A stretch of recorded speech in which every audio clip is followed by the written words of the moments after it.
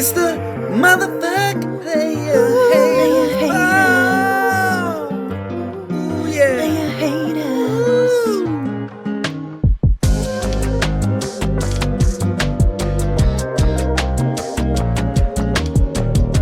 What's up, everybody? Happy Memorial Day.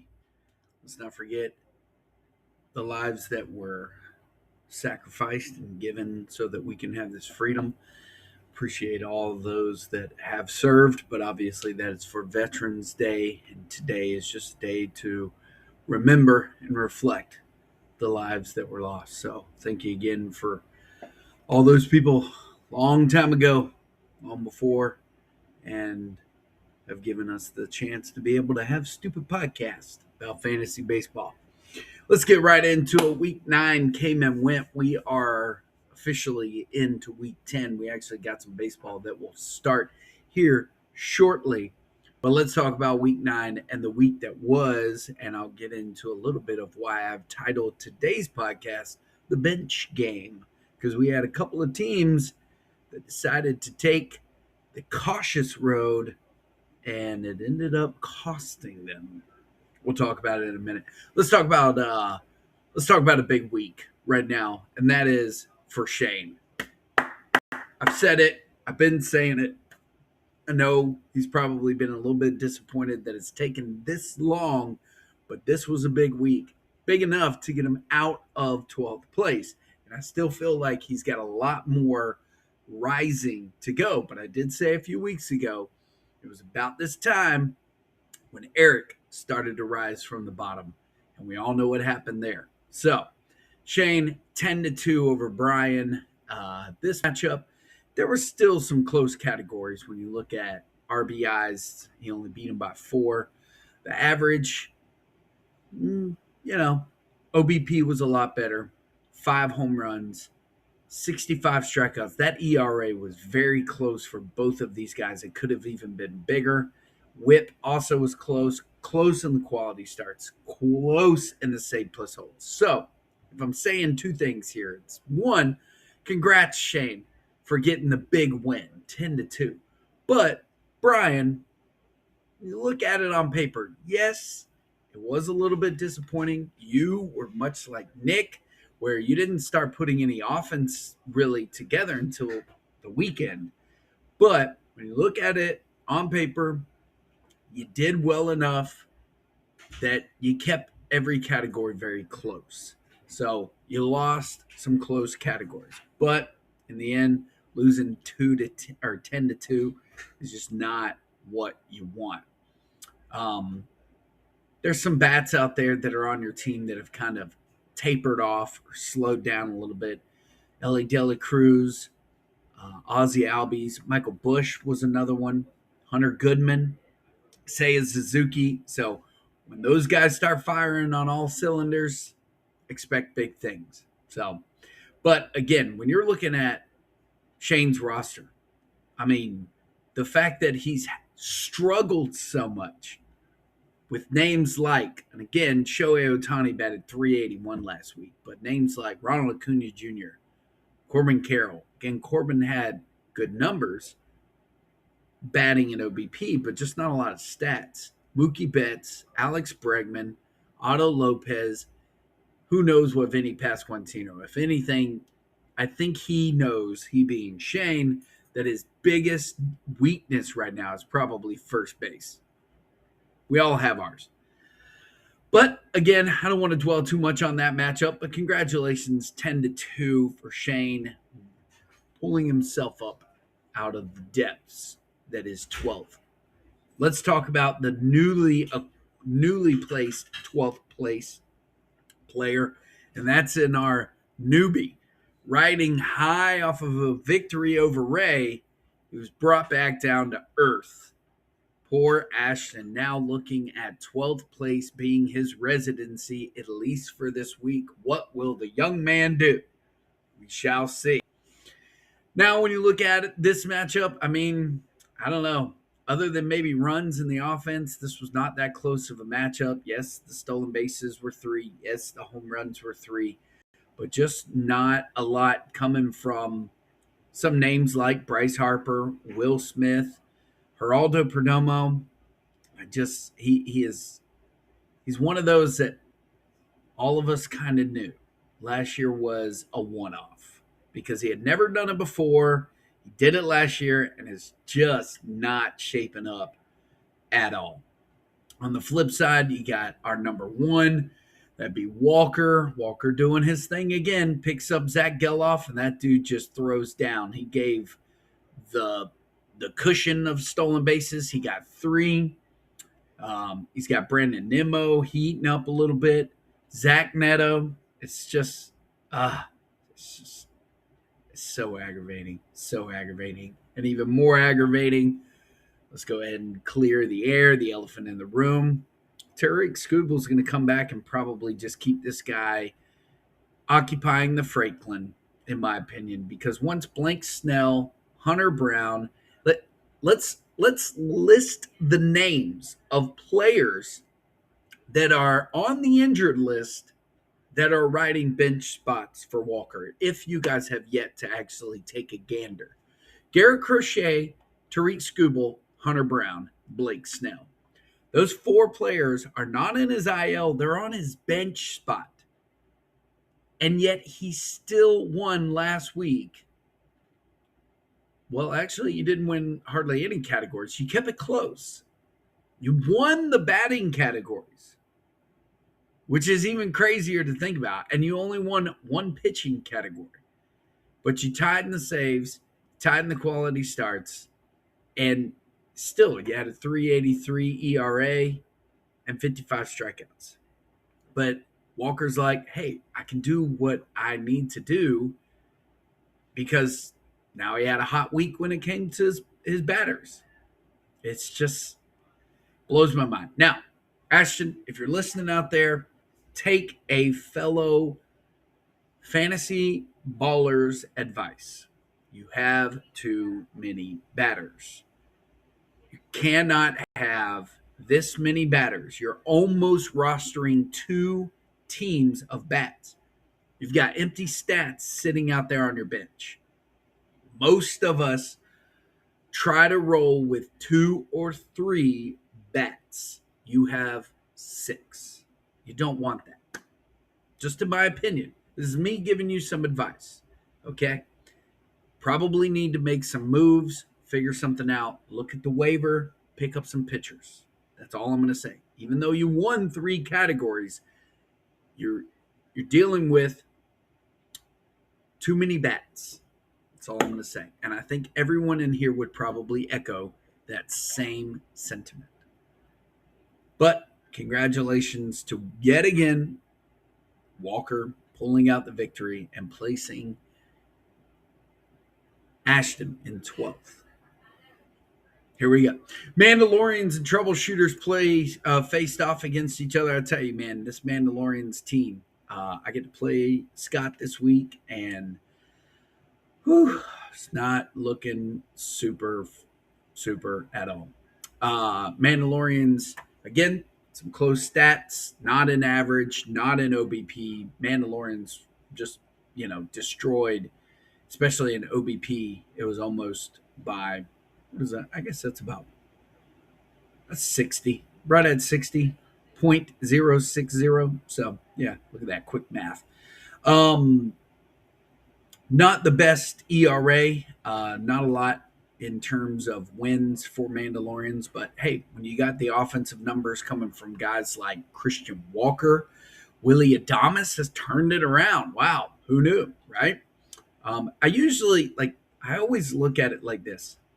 When you're new in a new organization and you've got a track record, it might almost take you an entire season for you to just get acclimated. New ball field, new fans, new everything. It's all new to you. And you look at like Bo Bichette, you look at Rafael Devers, it's taken them a little bit of time to get adjusted to everything is new. Okay? New fan base, all of it. Speaking of which, he's got Bo Bichette on there, Willie Adames. He wasn't, in San Francisco. And now obviously he is, but and this Nick Kurtz guy, Lord have mercy. I mean, he's got a really good team, and Scott he's well on his way to maintaining a spot in the playoffs. Um, so we all just need to take notice. Jesus struggled mightily in batting this week. Just not a lot of stats coming from some of the names that he kind of relies on a little bit. O'Neill Cruz, um, C.J. Abrams. I don't know. I don't know what I was thinking because I don't. Yeah, I don't know. I don't know. That's all I can say. I don't know. But Jesus is obviously he's got the pitchers: Christopher Sanchez, Shohei Ohtani, Paul Skeens, good relief pitchers. I feel like there might need to be, he might need to trade off one of those pitchers, just one. He's got to figure out which one he's going to trade off and get you a more stable bat. But hey, he's up there in the top six, I believe, still sixth place, holding on to sixth place. But you definitely want more from your bats, and he just didn't get it this week. So moving on. Mandalorians 8-3. We discussed Rally Monkeys. Let's talk about Rayford Peaches. Look at old Ray Ray. Yeah, woo! This was a good win for her. Solid victory. She had a great batting week. 288, OBP 387, 29 ribbies. Yeah, just trying to rise back up. She's got some pretty decent players. She's getting stats from just about everybody that she's able to get, but she's also dealing with some injuries. She lost Corey Seager. Josh Young. That Texas Rangers offense. Put your pitchers, set it and forget it against those guys, because that Rangers team, other than like Nemo and maybe Duran, I don't know who's a threat. Like you look at their roster, they got guys like Henley and Foscue, like never heard of him. Don't know what's going on there. But anyways, Ketel Marte starting to turn it around. Look at that average, 563. Hey, what's up? How's it going? Went and picked up this Baron Rocio, solid second base shortstop. Suarez came back. She's getting production out of Miguel Vargas, of all people, that Chicago White Sox team. Hey, how's it going?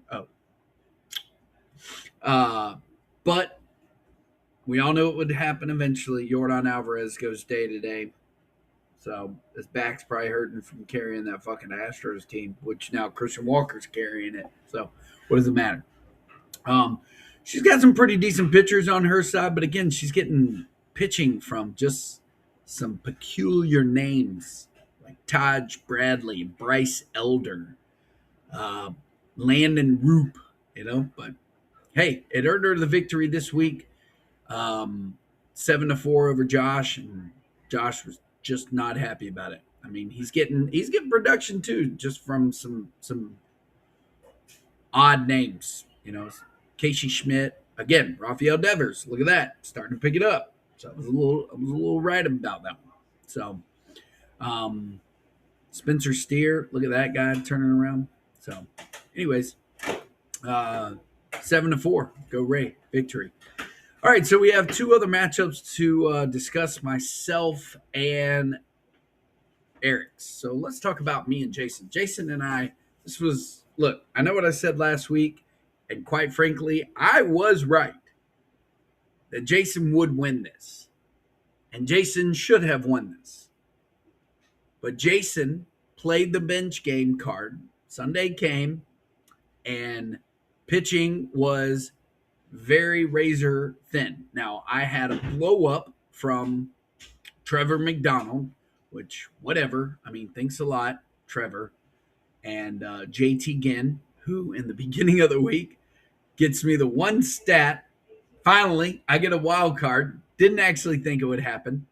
And that ended up being the deciding factor, but it actually wouldn't have been. He could have actually flipped the script and gotten wins. And had he played this guy, Troy Melton, that he picked up that ended up pitching. Now, granted, he was on his IL at the start of the day, but he could have actually gotten the. I think it wouldn't have been a. It would have been a tie, right? Yeah, it would have been a tie. So it would have been a. What is that? A 5-5 tie or 6-6 tie, something like that. Something like that. 4-5-6. Yeah, 6-6. So it, it wouldn't have been a win for Jason, but it would have been. We all would rather say, yeah, I didn't lose this week, but you did. Played the bench game and you lost. It cost you. But all in all, I think Jason knows what his team is. He just had an off week offensively. And I had the week that I should have and wish I would have had last week offensively. Now it'll probably, it's all just roller coaster. It's one week, the team does well, the next week they do shitty. They can't keep up these numbers for sure. Again, my production came mainly off the bats of Juan Soto and Sal Stewart, probably my two best players. But I've got decent players, but a lot of them are just, it's a head scratcher where, like, Matt Olson, struggle bus. Nico Horner, struggle bus. Brent Rooker is always going to be that guy, but Manny Machado, struggling as well. And my pitching staff, outside of Zach Wheeler, thank you, Walker, I don't really have anything. Maybe Ranger Suarez and, hit or miss on Peyton Tolley. But, yeah, it's it's a struggle week to week. But anyways, moving on to the very last game, let's talk about Nick and Eric. So again, this one was more of a costly sit.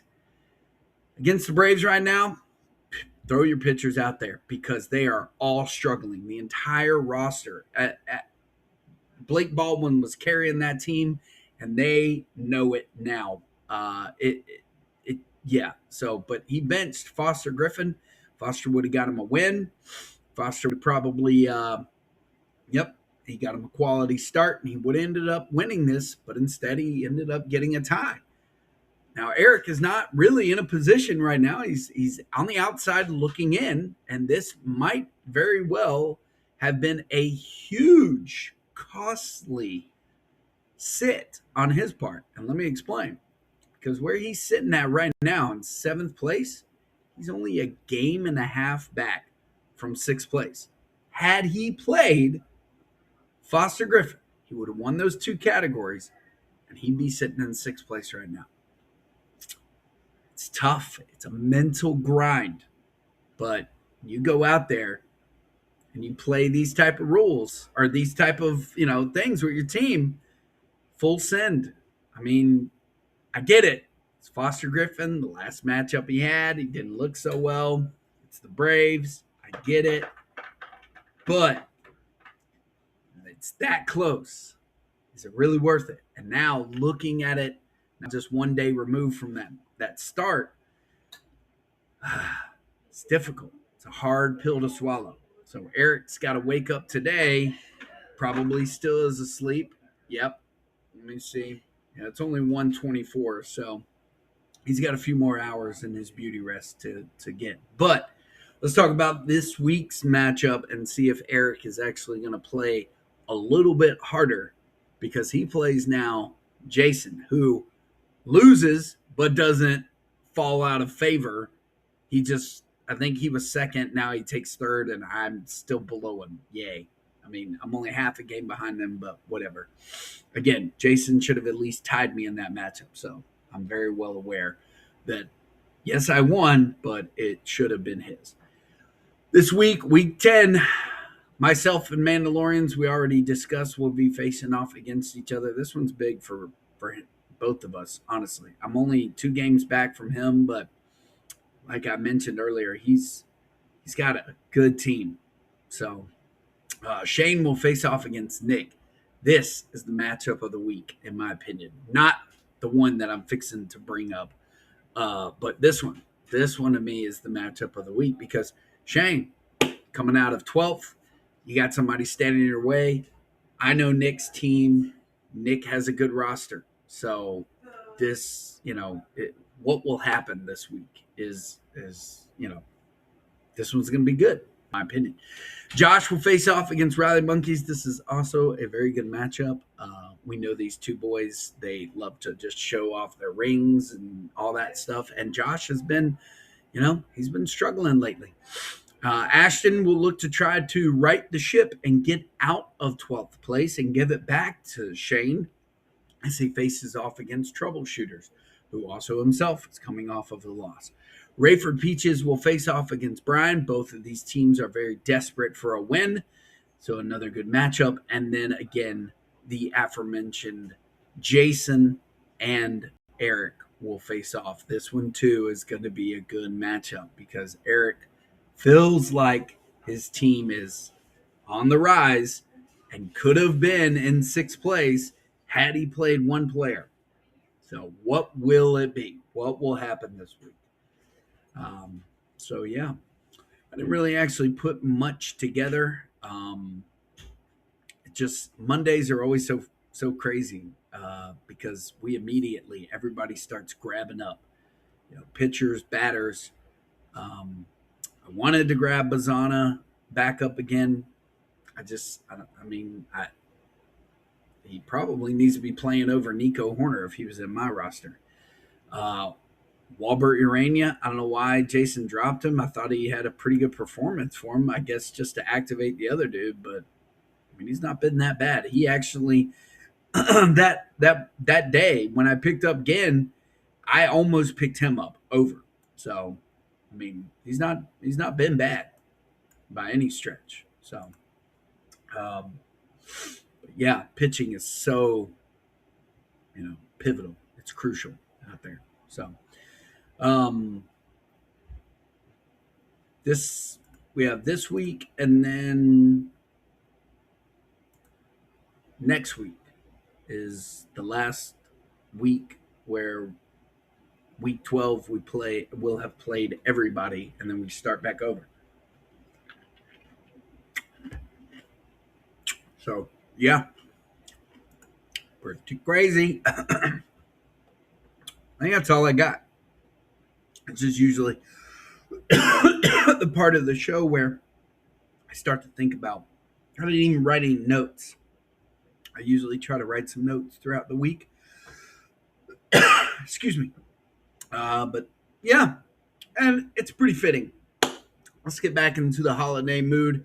Everybody's probably off today. Hopefully you are enjoying this, little day of freedom. School's pretty much out for everybody.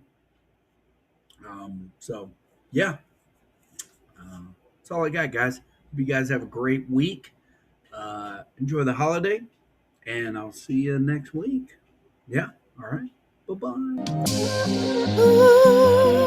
It's the motherfucker.